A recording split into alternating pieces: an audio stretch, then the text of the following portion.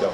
So I want to tell a quick little rendition of how my first connection with Roger, because he sent me an email and said, I really want to come to our eco-village and connect and help and be part of something. And there was somebody actually reading his email over my shoulder. And the man said, do you know this guy? Is that the guy that used to do the artwork, and does he drive around on a bike?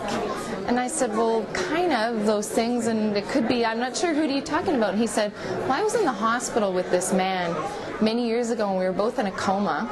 We were both in the hospital together. And the guy over my shoulder was George Sweetcoulter, and he said, well, first I'll tell you that a tree hit George, and he wasn't necessarily going to live, but he somehow came back out of the coma, and he shared a story that even though his life's never been the same because of his injuries and the cognitive stuff that's happened for him, but that it was actually laying beside Roger day after day that changed his life.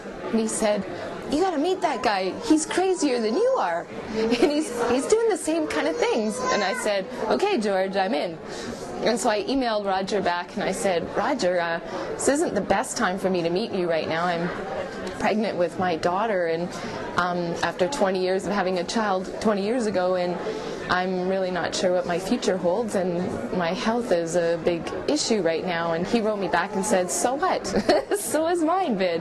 And you'll do good and you'll do great. And I wrote him back and said, no, really, I don't think you understand. I'm not even sure that I'm going to get to live through this. And he said, yes, you will, and you'll do great.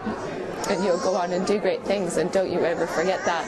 So a couple months later, we did get together, and over time had more chats, and it was very amazing to me to just be able to connect with them the night before, I guess, he passed away, and then to get the email from you, Michael, and hear that your dad was gone, and we had sort of this whole new plan of what was going to happen and what was ahead, and connections that we were making with a project and stuff at our eco-village. And I guess on this tape I just want to pledge that I, and whoever else is connected with that, and my little girl Freya will somehow continue that on.